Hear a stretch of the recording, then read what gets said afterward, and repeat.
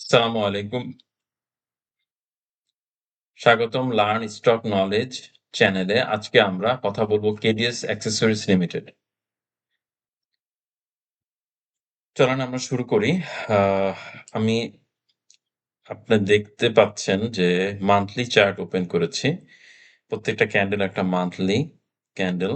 So আপনারা দেখছেন একটা ডাউন ট্রেন্ড ছিল এবং ২ টা ডাউন ট্রেন্ড দেখিয়েছে। এখানে আরেকটা ডাউন ট্রেন্ড দেখানো যাচ্ছে।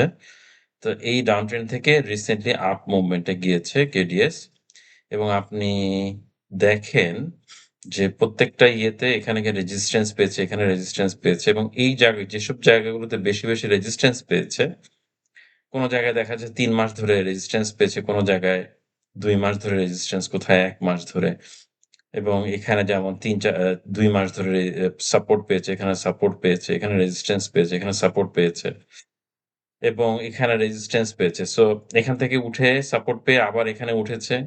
এখানে রেজিস্ট্যান্স পেয়ে আবার নেমে গেল। নেমে গিয়ে এখানে সাপোর্ট পেয়েছে, আবার এখানে রেজিস্ট্যান্স, এখানে সাপোর্ট, এখানে রেজিস্ট্যান্স, দেন আবার এখানে রেজিস্ট্যান্স পেয়ে আল্টিমেটলি নেমে গেল। দেন এখানে একটা সাপোর্ট পেল, এখানে একটা রেজিস্ট্যান্স পেল, আবার উঠলো, উঠে আবার সাপোর্ট পেল, আবার রেজিস্ট্যান্স পেল, আবার সাপোর্ট পেয়ে পরবর্তীতে এটা একেবারে নেমে গেল। দীর্ঘদিন থাকার পর রিসেন্টলি আবার আপ মুভমেন্ট এ এসেছে।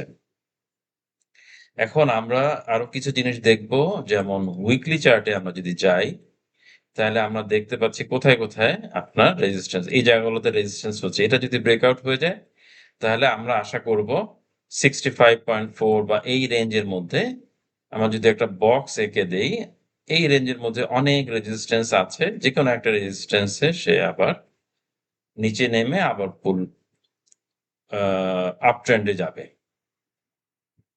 তো আপনারা যদি এখানে একটা বক্স আঁকেন, এই জায়গাটা খুব ক্রুশাল একটা জায়গা। এই ক্রুশাল জায়গাটা ক্রস করলে সে আরো তার গন্তব্য অনেক দূর হবে এবং এই আপ ট্রেন্ড আরেকটা রেজিস্ট্যান্স আছে ডাউন ট্রেন্ড এর, এইখানে একটা বাধা পাবে। তারপর আশা করি এটা যদি বাধা অতিক্রম করতে পারলে তাহলে অনেক দূর পর্যন্ত যেতে পারে। এখন আপনাদেরকে জাস্ট একটা ওভারভিউ দেওয়া এবং সবচেয়ে বড় দিক হচ্ছে আমরা ১২১ দিনের একটা আম মু উম আ ভলিউম এভারেজ আমি দিয়েছি এবং ১২১ দিনের মুভিং এভারেজ সরি এভারেজে দেখা যাচ্ছে যে এই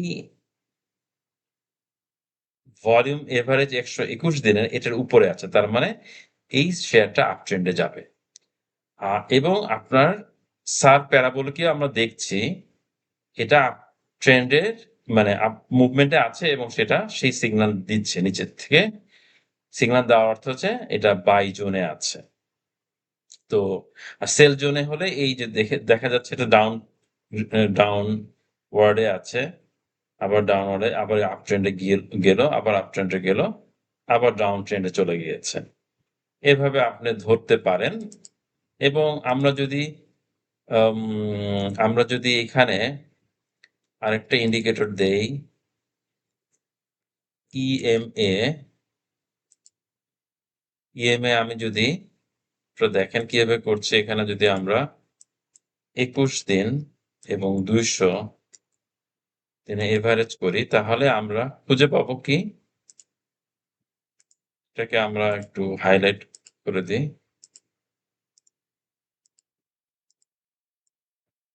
হাইলাইট করে দিই। তাহলে আমরা দেখতে পাবো কোন ফলো করছে কিনা।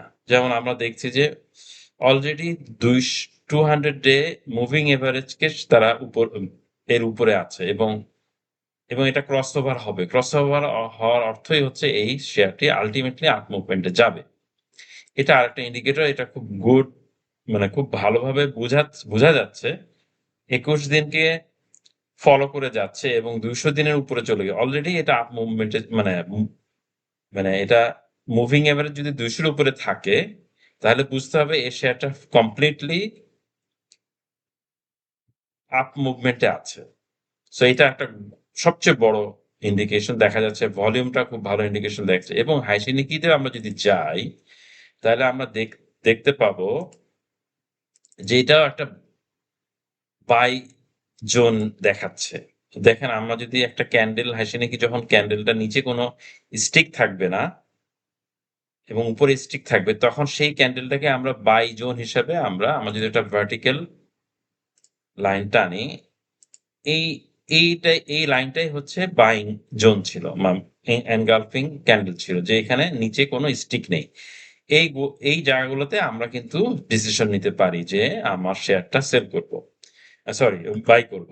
সো আমরা যদি এখানে বাই করি আমরা কত লাভে থাকতাম যদি এই মুহূর্তে আমাদের থাকতো প্রায় 12-13%। তো এটা একটা good decision. Buy share buy করব কিনা ডিসিশন নেওয়ার জন্য সবচেয়ে মানে সুইটেবল একটা ইন্ডিকেটর হচ্ছে হাসিনিকি। সো আপনারা এটাও ফলো করবেন। সো এতটুকুই আজকের জন্য। আর আপনাদেরকে এখানে দেখাতে চাচ্ছি কোথায় এই যে আপনারা ম্যাকডি এখানে ক্রসওভার হয়েছে। হাসিনিকিও কিন্তু এখানে দেখিয়েছে, এখানে বাইং এরিয়া দেখিয়েছে মান্থলি যদি আমি দেখি। এবং আপনি যদি ইচিমোকু ক্লাউড খোলেন আপনিও সেখানে দেখবেন যে ডে চার্টে অথবা উইকলি চার্টে দেখবেন।